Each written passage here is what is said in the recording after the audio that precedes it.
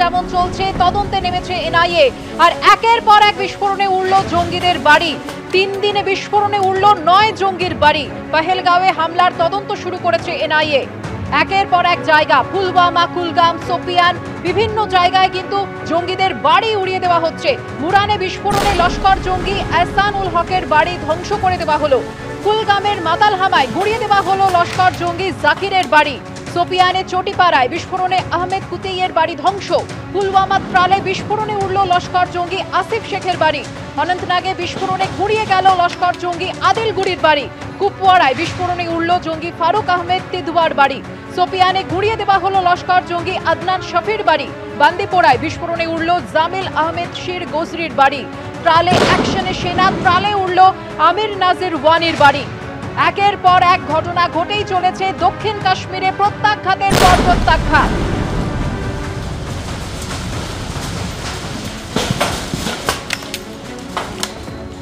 আর এই মুহূর্তে সরাসরি চলে যাব আমাদের প্রতিনিধি বিজেন্দ্র সিং এর কাছে। বিজেন্দ্র, কি আপডেট রয়েছে তোমার কাছে? দেখো, যেটা আমরা গত 3 দিনে দেখলাম সুকন্যা, সেখানে পরপর 9 জন জঙ্গিদের বাড়ি ডেমোলিশ করে দেওয়া হয়েছে, গুড়িয়ে দেওয়া হয়েছে। এবং আমরা 2-3 জায়গায় গেছিলামও, সেখানে গিয়ে যেটা জানা যাচ্ছে কি রাত্রিরে পুলিশ এসে এরিয়া কর্ডন অফ করে দিচ্ছে। তারপর সেই বাড়িগুলোর সার্চ অপারেশন করা হচ্ছে, তল্লাশি করা হচ্ছে, কোনো এভিডেন্স সেখানে রয়েছে কিনা, কোনো ডিজিটাল এভিডেন্স সেখানে পাওয়া যায় কিনা। কেন কি সিকিউরিটি এজেন্সিরা মনে করছে কি যে জঙ্গিরা অ্যাক্টিভ রয়েছে এখন কাশ্মীরের মধ্যে, তার মধ্যে 14 জনের গতকাল তারা নামও প্রকাশ করেছিল যারা অ্যাক্টিভ লোকাল টেররিস্ট, তাদের একটা ভূমিকা রয়েছে। তার সঙ্গে সঙ্গে অনেক টেররিস্ট এরমও রয়েছে যারা এই মুহূর্তে পাকিস্তানে রয়েছে কিন্তু তাদের বাড়ি কাশ্মীরে রয়েছে। এবং সেই সব জায়গাগুলোই পুলিশ যাচ্ছে এবং সেখানে সার্চ অপারেশন করা হচ্ছে, বাড়ির লোকগুলোকে বের করা হচ্ছে এবং তারপর বাড়িকে গুড়িয়ে দেওয়া হচ্ছে। একটা মেসেজ দেওয়ার চেষ্টা রয়েছে, কেন কি কস্ট অফ টেররিজম, যদি কোনো লোক টেররিস্ট হয় সেক্ষেত্রে তার কস্ট কী হবে সেটাতে এটাতে মেসেজ আছে কি তাদের বাড়িগুলো নিরাপদে থাকবে না, এই প্রাইস তাদেরকে দিতে হবে। যেভাবে জঙ্গি হামলা হলো এবং আমরা দেখলাম 22 তারিখের পহেলগামে যেভাবে 26 জন নিরীহ নাগরিকদেরকে হত্যা করলো এদেরকে একটা মেসেজ দেওয়ার রয়েছে এখানে। এবং কোথাও না কোথাও এটাও একটা প্ল্যান রয়েছে, যেটা প্রধানমন্ত্রী বলেছিলেন কি বেসটাই পুরো শেষ করে দিতে হবে।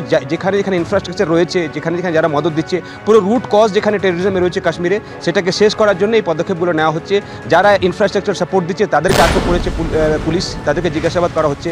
কেন কি এখানে লোকাল একটা হেল্প ছিল, সেটা বোঝাই যাচ্ছে যেভাবে তারা রেকি করেছিল, যেভাবে এই অপারেশনটাকে তারা করলো, এই নরকীয় লীলা তারা সেখানে বাইসারানে যেটা চালিয়েছিল, সেটার পেছনে কিন্তু একটা বড় প্ল্যানিং রয়েছে। কারা কারা এটার সঙ্গে যুক্ত সেটার একদিকে তো সার্চ অপারেশন চলছে, কমিং অপারেশন চলছে পাহাড়গুলোতে, অন্যদিকে যে নোন অ্যাড্রেসগুলো রয়েছে এই টেররিস্টদের, সেই বাড়িতে গিয়েও কিন্তু তাদের পরিবারের সদস্যদেরকে অ্যারেস্ট করা হচ্ছে, তাদেরকে জিজ্ঞাসাবাদ করা হচ্ছে যে শেষবার তারা কবে যোগাযোগ করেছিল তাদের বাড়ির লোকগুলোর থেকে, এবং কোনো এভিডেন্স এখানে রয়েছে কিনা, কোনো লোকাল সাপোর্ট তারা দিয়েছিল কিনা। কেন কি পাকিস্তান থেকে যখন জঙ্গিরা এখানে আসে তাদেরকে কিন্তু লোকাল কিছু জায়গায় আশ্রয় তারা পায়, এটা সিকিউরিটি এজেন্সিদের কাছে খবর রয়েছে। তার পরিপ্রেক্ষিতেই কিন্তু এই আমরা দেখছি অপারেশন গত 3 দিনে 9 জনের বাড়ি গুড়িয়ে দেওয়া হয়েছে। এখনও কিন্তু আগামী 2-1 দিন এই অপারেশন চলবে, যেটা সিকিউরিটি এজেন্সিরা জানাচ্ছেন। একদিকে কম্বিং অপারেশন করা হচ্ছে পাহাড়গুলোতে, জঙ্গলগুলোতে কোথায় তারা লুকিয়ে রয়েছে তাদেরকে ট্র্যাক করার জন্য এবং এলিমিনেট করার জন্য। অন্যদিকে আমরা দেখছি পাকিস্তান অকুপাইড কাশ্মীর থেকে পাক সেনার তরফ থেকে রোজই এলওসিতে ফায়ারিং করা হচ্ছে, অর্থাৎ তারা চেষ্টা করছেন যেভাবে হোক শেল্টার দেওয়া এদেরকে, আবার পাকিস্তানে যেন তারা বর্ডার পার করে চলে যায়। কিন্তু ভারতীয় সেনা জবাব দিচ্ছে তার।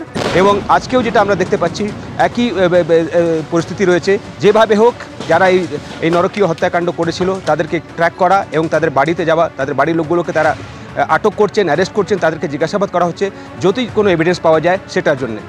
বিজেন্দ্র, তুমি আমাদের সঙ্গে থাকো। অর্থাৎ সার্চ অপারেশন চলছে, উপত্যকা জুড়ে চলছে চিরুনি তল্লাশি, যাতে একজন জঙ্গিও কোথাও লুকিয়ে না থাকে তা নিশ্চিত করা হচ্ছে। অন্যদিকে যে পহেলগাঁওয়ের হামলার পর ফের জম্মু কাশ্মীরকে অশান্ত করার চেষ্টা পাকিস্তানের। পরপর 2 দিন যে ঘটনা ঘটলো, নিয়ন্ত্রণ রেখা বরাবর গুলি বর্ষণ পাক সেনার।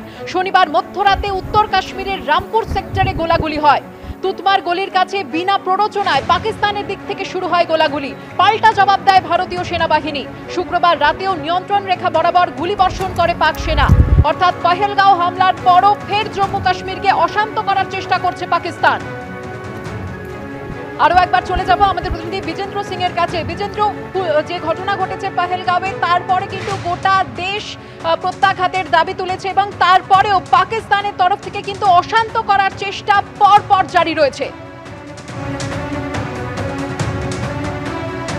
তার কারণ রয়েছে সুকর্ণা, তারা আনপ্রভোক ফায়ারিং যে এলওসির বাইরে থেকে ওই দিক থেকে করা হচ্ছে পাকিস্তান আর্মির তরফ থেকে, তার কারণ রয়েছে। তারা যেভাবে চাইছে যে জঙ্গিরা এই মুহূর্তে কাশ্মীরে তাদেরকে তল্লাশি করা হচ্ছে, তাদেরকে একটা সেফ প্যাসেজ তৈরি করে দেওয়া, এইভাবে যদি গুলি চালাতে থাকে সেক্ষেত্রে সেখানে তারা একটা সেফ প্যাসেজ পাবে আবার পাকিস্তানে যাওয়ার জন্য। কিন্তু সেটাকে ভারতীয় সেনা জবাব দিচ্ছে, পর্যাপ্ত জবাব দেওয়া হয়েছে। গতকাল রাত্রিরে যখন ফায়ারিং হয়েছিল সেসব জায়গায় ভারতীয় সেনা আগে থেকে প্রস্তুত রয়েছে কি যে কোনো পদক্ষেপ যদি পাকিস্তানের তরফ থেকে আনপ্রভোক ফায়ারিং করা হয় তার দ্বিগুণ যেন জবাব দেওয়া হয়, সেই প্রস্তুতি নিয়ে কিন্তু ভারতীয় সেনা জবাব দিচ্ছে।